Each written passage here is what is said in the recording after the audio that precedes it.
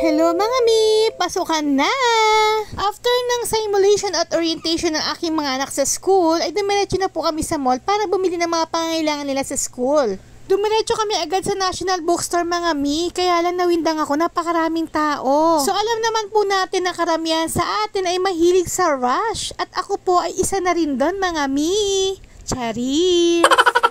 So ayan mga mi, hinayaan ko silang mamili ng mga kailangan nila at ako ay taga-video lang at syempre taga-bayad din. Wala tayong choice mga mi. Ang kaso lang mga mi, hindi na po kompleto dito, like green notebook na kailangan namin, kahit isa wala po akong makita. Hinahanap ko po sana mga mi yung green notebook na nakatahi na para hindi na po ako magtatahi. Ang kaso nga lang mga mi, kahit anong halukay obi na po ang ginawa namin dyan, wala po kami nakitang green notebook. At napag-desisyon na namin, lumipat po kami dun sa department store. Kaso wala pa rin pong green notebook, kaya naghanap na lang po kami ng ibang klaseng notebook na babalutan ko na lang po ng kulay green. At ayan, sige, hinayaan ko pa rin silang mamili ng mga kailangan nila kasi malalaki naman na po sila. At para naman ma-enjoy nila ang mga ganyang moment, kasi talaga namang napakasaya sa feeling kapag bumibili ka na po ng mga gamit mo, no? Kasi po nung ako'y nag-aaral din, ganyan din po ako. Excited po ako sa pagbili ng mga gamit at talagang sumasama po ako para bumili po ng gamit namin. At ayan, happy naman po ang aking dalawang chikiting patrol dahil nasunod naman po ang mga gusto nilang bilhin. May mga kulang pa po pero okay na rin po yan.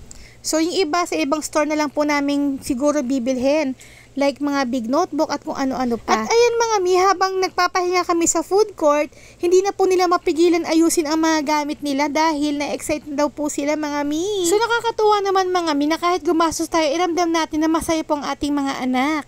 Tanong ko lang mga mi, isa din po ba kayo na umaamoy ng notebook, yung bagong bili ng notebook? Diba? Ang bango-bango. Ako isa din ako sa gano'n na tuwing pasukan, inaamoy ko po yung notebook. At ayun na nga mga mi, nauha po ang aking mga anak at inaya po nila ako dito. So akala ko naman ililibre nila ako, yung pala ako ang magbabayad.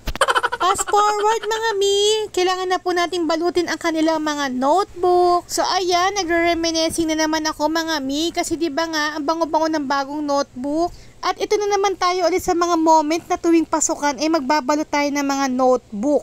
So isa din sa mga gandang banding sa mga magulang at mga anak na pagtulungan niyo po natin gawin ang kanilang mga gamit. Kung hindi pa po nila kaya, pwede po kayong mag-guide. At kung kaya naman nila, hayaan nyo na po sila at kayo'y mag-reels na lang. Charot lang po.